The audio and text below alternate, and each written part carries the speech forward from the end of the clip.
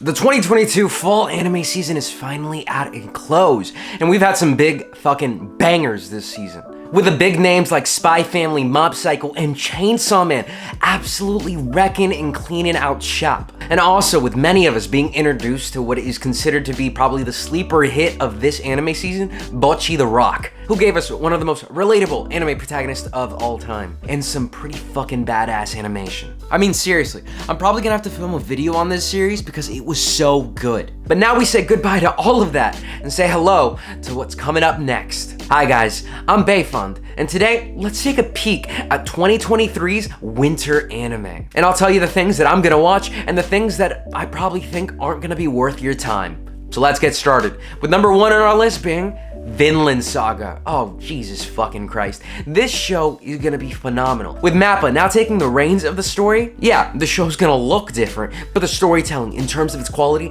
is not gonna falter. We should not be worried about this potentially being anime of the season because it most likely will. Boys and girls, we're in for one of the best farming arcs to ever grace the medium of anime. If you're not gonna be watching this one, what are you doing? You gotta catch up and keep up once this one starts airing. And this trend of season 2 starting to air this season isn't stopping with just Vinland Saga. We're getting Tokyo Revengers, Nagatoro, Inspector, and while I'm not too big of a fan of these series, I can't ignore that they're gonna have a massive impact on the anime landscape soon.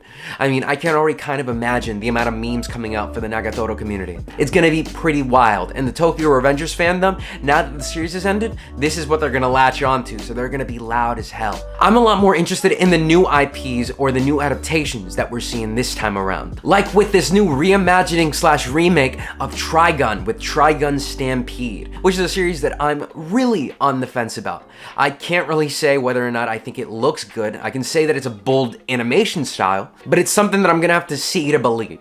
So I'm very interested to see what this series is gonna throw at us, but I'm not gonna make any opinions until I catch the first few episodes. And next up, we've got Nier Automata, which I think is gonna be incredibly interesting. The Nier series is always a series that I've been interested to jump into and figure out, but I've never had the chance to really play, so this might be my formal introduction to the whole universe. I know this series can get a bit meta at times and the story a little bit convoluted, so I'm really interested to see how this is gonna be translated onto the screen. Because for series that are a bit complex, sometimes anime is the best medium for them, and sometimes it just falls flat, so we'll see which one's which when this one starts coming out. But I have high hopes with Studio A1 doing this. And we've got plenty of romance series also coming out this season as well.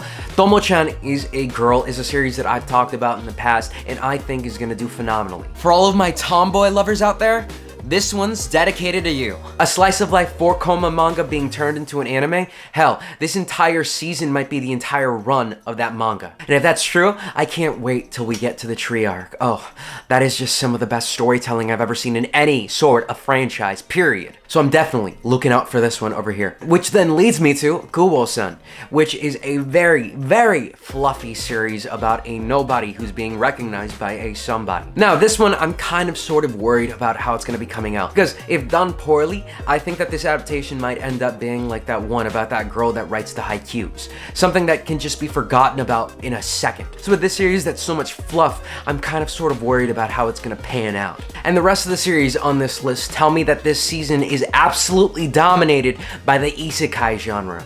I mean, I could go down and name all of the series here, but that would be way too much, and I don't think that I care enough for that. Mainly because I'm not gonna watch any of the isekais that are gonna be coming out this anime season. I've already reached my fill on this kind of genre, and anytime that I want to dip my toes back in, I'd rather just pick up the manga because I can get it over with quicker. Although I'm certain there's a bunch of standouts that some of you are going to absolutely love, I can tell that the majority of them are going to be as forgettable as ever. So I'll just put that out there. And there's definitely some series though that I've forgotten about on my list here. If there's a series that I haven't mentioned that you think is going to be fantastic, please let me know in the comment section below. And with that, as always, I was Bayfund.